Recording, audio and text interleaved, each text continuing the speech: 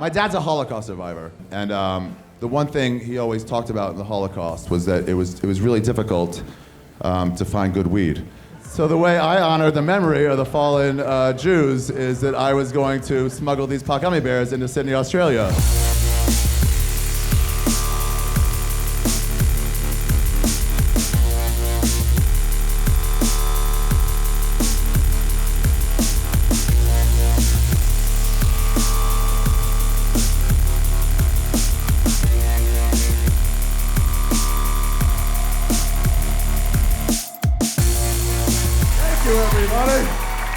If you don't know, here's what the show is. It's just a bunch of people, and we're all telling true stories. Ladies and gentlemen, Ari Shaffir!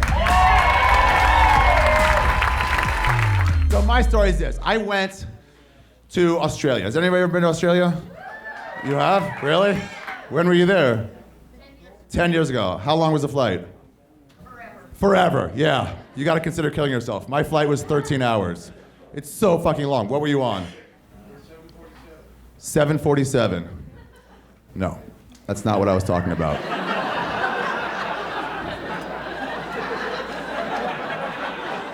That's not, I can see how you would think that's what I was talking about, but no. When I said, what are you on, I mean, like, what drugs did you take to survive the 13 hours in a 747? Nothing? You got drunk? Did you do anything? Okay, that's fair. That's a drug too. I take pot cookies with me. People take everything. I've had friends take, like, sleeping pills. A lot of people take sleeping pills before they go. My one friend took Coke. I was like, dude, do what you want, but that seems like the wrong time to take Coke. So I take pot cookies with me. That's what I do. I take pot cookies. And that's the best thing about living in Los Angeles is you just go to a store and buy pot cookies. They come in wrappers, so you can tell how many calories are in there and whether or not they're gluten-free. We live in the future, you guys. Where we are is the future. It's the greatest thing. So I took these pot cookies with me, and I took them all out of their wrapper, and I put them in a Tupperware container, and I had my friend's wife write on the Tupperware box, "We miss you, honey. Enjoy the cookies. Love, Mom." Yeah, and I got them through TSA because they don't do shit, and then so we're sitting there, me and my friend, and we got bumped up to first class. It was so fucking awesome. 13 hours in first class. It's one of those things where they give you full beds. They give you pajamas before you get on the plane. Pajamas and 2 socks to masturbate into, I assumed.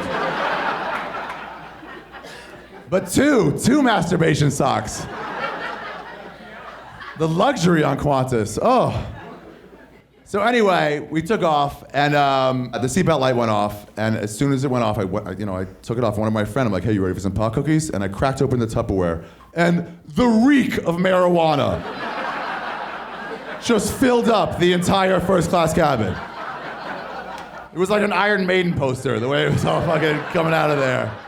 And my friend was like, dude, what the fuck? Put that away. What are you doing? And I was like, oh shit, quickly, eat some, hurry. And I ate as much as we could, and then I shut it. And then from then on, whenever I had to get more, I would go to the bathroom, and I would open it like right by the toilet. I'd flush a bunch of times to clear the air. So I don't know how science works, but it seems like that should work. And still, even then, when I got out, I'd still if someone's waiting for me, I'd be like, hey, I just took like a really minty dump in there, so I'm sorry. So it was great. The whole flight was amazing. We landed. I had 3 pot cookies left over. So I ate one. I gave one to my friend, and then I took the last one. I just threw it away in the airplane bathroom. Look how hurt you were. Look, oh, but I had a lot of pot cookies the whole time. I was worried because they make you fill out these forms of like what produce you're bringing in. So I thought maybe they'd have drug dogs or something. I don't know. I just got scared. And they actually did have drug dogs. So I was like, ooh, okay, good. So that was like 5 years ago. Cut to last October, I just went again. And this time I took with me pot gummy bears. Yeah, the technology has improved. Los gummies hermanos. They're amazing. And for $7, you can get a cherry-flavored gummy bear that'll fuck you up for 5 hours. Changes the game on flights, makes it way better. There's no more bad flights after that. There's no more bad flights. You can get stuck in between 2 fat dudes. And instead of being upset, you're just like, you guys are so soft.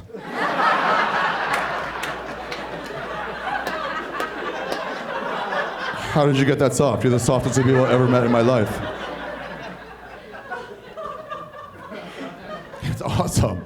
So this time I did not get bumped up to first class. I just flew regular, peasant class. And it was great, but the pot gummy bears are amazing. So I slept for like 8 hours of the trip this time. And so when I landed, I had like 7 pot gummy bears left over.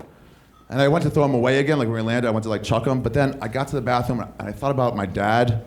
My dad's a Holocaust survivor, for real. He's like 81. And the one thing he always talked about in the Holocaust was that it was really difficult to find good weed.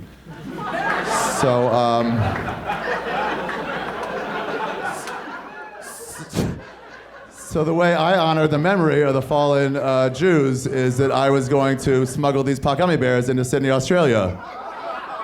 That's how I would never forget. So here's my plan. I came up with a plan. I had these macadamia nuts in my bag. And I was gonna say if they smelled anything, I was just gonna say they were smelling the macadamia nuts. That's it, that's the plan. When you hear it out loud, it doesn't sound that good at all. But man, I was so high when I came up with it. It seemed like a perfect plan. And super hilarious. So you get out, and as you get into line, they put you in this customs line. Yeah, I got it, man. They put you in this customs line, and you put your bags down, and they have this dog, this Jack Russell Terrier, and he's wearing a uniform. And they bring this dog, they take it, and they bring it by your bag, and this dog went right, like I had 3 bags. Let's say this was the bag it was in, and the pocket gummy bears were right there. This dog went right to that pocket and just starts going like that. Just starts tapping at it with his paw. And in my head, I'm thinking like, get the fuck out of here. Dog, are you kidding me right now? It's the worst place possible for you to be. It's where I keep my drugs.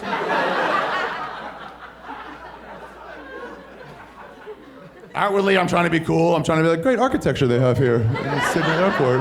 It's so amazing. Wow, cool. And so anyway, the guy goes, wait here, and he goes and smells, like takes the dog to smell like a bunch of other people's bags. Dog smells nothing, just those figure 8s in between their bags. Can't wait to get back to my bag. It's like a treat for him. He's like, fucking, let's do this. He was running this way. Like a 2 and a hand run, and he went fucking right back to it and starts pawing at it again. At this point, I'm pouring sweat. I'm like, this is how Locked Up Abroad starts. You know what I mean? Some asshole trying to smuggle $35 worth of weed in another continent, blaming his Holocaust survivor father when he's really just a cheap Jew. And so the guy, he looks at me and he goes, what's going on in the bag?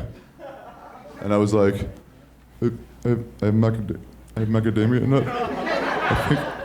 Okay, because I think macadamia nuts have a pungent, what I believe is happening is that a dog with his keen sense of smell went by, and because of the macadamia nuts I have, that the dog is triggered by that, and macadamia nuts is my answer. Macadamia nuts. And he just looks at me and he just goes, no, he's not trained to smell for macadamia nuts. And I was like, oh, fuck. Why didn't I research this? The Wi-Fi cost $7 for an hour. I totally could have gotten it. And he goes, they're just trained to smell for fruit and for drugs. And in my head, I was thinking like, fuck, fruit. I had so much access to that. And he goes, do you have any fruit in there? And I was like, no. It could have been so easy. They were giving away bananas on the plane. I was like, I'm good. I got my macadamia nuts. I didn't take any. And at this point, I'm like, okay, I'm going to jail. Like, there's no way around it. I'm going to an Australian jail. I've never heard about Australian jails. Maybe they're okay. Maybe they're bad. I would have heard about them if they were exceptionally bad. They started as a prison colony. They probably got jails really well down at that point. They probably know how to do it. But I just got calm. Like, at some point, when you know you're getting caught, there's not even, you don't even get nervous anymore. It's just going to happen. You know? Like, I love how all the black people are like, yeah, that is how you get arrested. You guys are all talking. I made sure to look away from you when I was talking about arrest, but then I was like, they look like they know. They really were looking at each other like, yeah, you know, we look at like that. Here's what I compare it to. Tell me if this is true for you guys. You know those nature videos where a lion or a tiger will kill some animal, like a zebra, and for a while the zebra like kicks and shit and tries to get him off, but then as soon as the lion gets like a really good grab in the neck, the zebra just goes, yeah, whatever, bro. Yeah, do what you gotta do, it's your game. That's how I was, like, all right, let's see what happens. And then out of nowhere, just out of nowhere, their customs guy, he just gives me this out. He was just like, well, is it possible that maybe earlier you had an apple or something, and then like you rested it on the bag?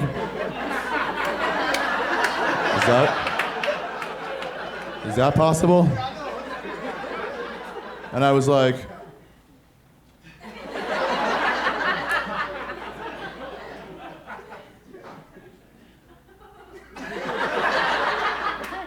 yes.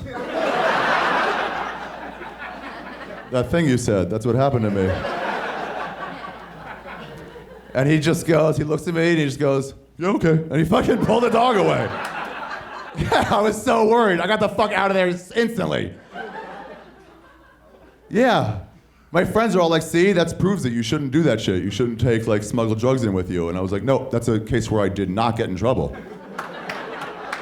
Like, there was no repercussions. Of course, I'm going to continue doing that. The only person I feel bad for in this story, the only one I feel bad for is the dog. The dog must have been like, what the fuck else do I have to do?